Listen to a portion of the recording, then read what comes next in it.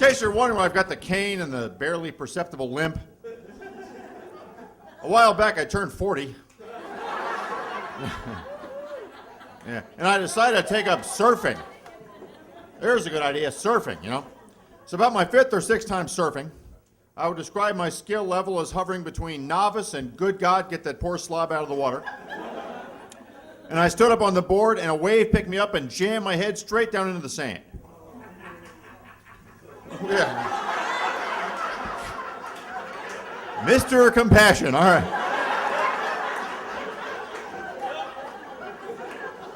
It picked me up and it was kind of like a wave picking the guy up and jamming his head straight into the sand. That's really quite the way it went. And then I was floating there in the water, face down, could not move my arms, could not move my legs, thinking I was deader than a guy face down in the water, could not move his arms, could not move his legs. And then luckily there were these 2 English guys on the beach throwing the frisbee. And I know they were English guys because they look like albinos but whiter.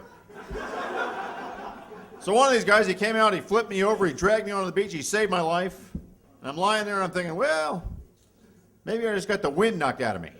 Yeah. So a few minutes later, I'm flying in the helicopter. So much for the wind theory. And the first thing they do, they pump you full of steroids. If you have a spinal injury, they pump you full of steroids to keep the spine from swelling. And I knew I was full of steroids because I was talking like a professional wrestler. I'm gonna walk again, brother. Mark my words. And it took me to UCLA Medical Center, where I met a Dr. Wu. Actually, I met 14 Dr. Wus at UCLA Medical Center.